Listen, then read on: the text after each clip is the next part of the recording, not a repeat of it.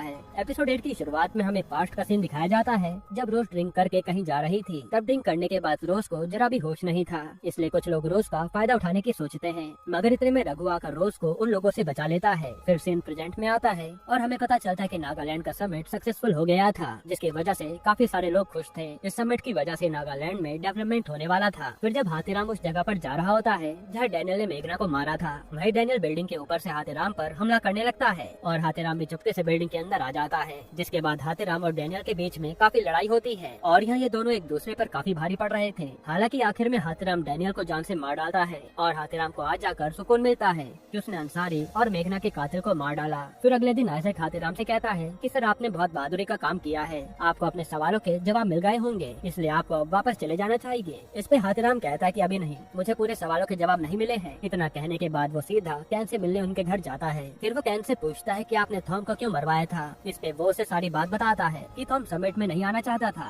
और उस रात थॉम का रेड्डी के साथ झगड़ा हो गया था और मुझे डर था कि उन दोनों के झगड़े की वजह से नागालैंड का समिट खराब न हो जाए, जिससे यहाँ का डेवलपमेंट रुक जाएगा, इसलिए मैंने थॉम को मार दिया था। और थॉम को मारने के बाद मैंने डैनियल से उसकी मदद मांगी थी, जिसके बाद हम दोनों ने ऐसा प्लान किया कि ये एक कोई पॉलिटिकल मर्डर है। हालांकि तुमने तो आखिर मुझे पकड़ ही लिया। फिर हाथीराम कहता है कि मैंने कभी सोचा नहीं था कि आप ऐसा कुछ करोगे और मैं नागालैंड के सभी लोगों को आपकी सच्चाई बता दूंगा। कैन उसे कहता है कि अगर तुमने ऐसा किया तो नागालैंड के सभी लोग वापस से दुखी हो जाएंगे और नागालैंड के समिट का कुछ फायदा नहीं होगा। मैंने अपने लोगों की भलाई के लिए थॉम को मारा था, वैसे भी थॉम एक स्मगलर था। तब हाथीराम भी उसकी बात से सहमत होता है और वो फैसला करता है कि वो नागालैंड की भलाई के लिए किसी को कुछ नहीं बताएगा। फिर हाथीराम बाहर आता है तो उसे वहाँ के लोग बहुत खुश दिखाई दे रहे थे। ये देखकर हाथीराम भी खुश हो जाता है। फिर सच्चाई जानने के बाद हाथीराम आइजैक के साथ एयरपोर्ट जा रहा होता है और रास्ते में आइजैक उसे बताता है कि पिछली रात रोज की हॉस्पिटल में मौत हो गई। यहाँ हाथीराम भी एक बात को लेकर काफी ज्यादा दुखी था कि हाथीराम ने गीता से वादा किया था कि वो रघु को ढूंढ कर लाएगा, पर हाथीराम रघु को अभी तक ढूंढ नहीं पाया था। फिर थोड़े टाइम बाद हाथीराम अपने घर पर आ जाता है और वो देखता है कि रघु के पेरेंट्स अपने पोते को ले जाने आए थे। तब हाथीराम उनकी बात मानकर बच्चे को उनके साथ भेज देता है और हाथीराम और उसकी पत्नी इस बच्चे के लिए काफी खुश थे कि चलो उसे उसके दादा दादी तो मिल गए। फिर अगली सुबह हाथीराम अपने पुलिस स्टेशन पर जाता है और वहाँ हाथीराम को हेड ऑफिसर कहते हैं कि तुमने मुझे बिना बताए थॉम के केस को रिस्टार्ट किया था, इसलिए अब तुम्हें कभी भी सस्पेंड किया जा सकता है। हालांकि हाथीराम को अपने सस्पेंड होने से बिल्कुल भी डर नहीं लग रहा था, क्योंकि हाथीराम ने अपने दोस्त का बदला ले लिया था। फिर हाथीराम रघु को ढूंढने के लिए सीसीटीवी फुटेज देखने लगता है और उस फुटेज में वो रघु को देखता है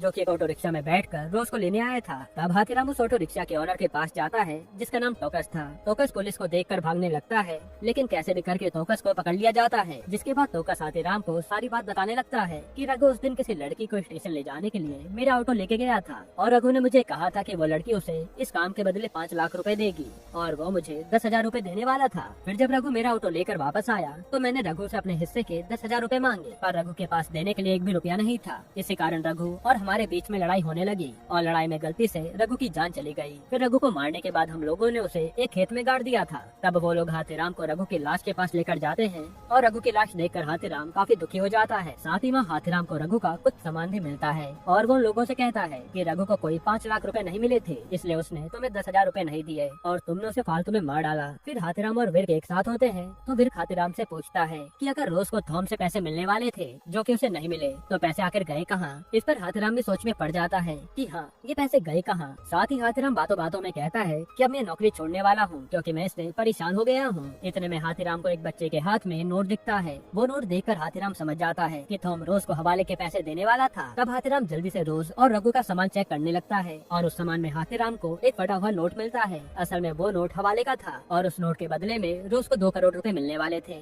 तब हाथीराम जीतू की मदद से हवाले के पैसे चेंज करने की जगह पर जाता है और वो नोट उस आदमी को देता है, जिसके बदले में वो आदमी हाथीराम को 2 करोड़ रुपए दे देता है। लेकिन हाथीराम उन 2 करोड़ में से 5 लाख रुपए ही लेता है, क्योंकि रघु को रोज से सिर्फ 5 लाख रुपए मिलने वाले थे। बाकी का पैसा वो वहीं छोड़ देता है। जिसके बाद हाथीराम वो पैसे लेकर रघु के मॉम डैड को देने के लिए रेलवे स्टेशन जाता है और कुछ देर ढूंढने के बाद हाथीराम को दादा दादी मिल जाते हैं तो हाथीराम उन्हें उनके बेटे के पैसे दे देता है।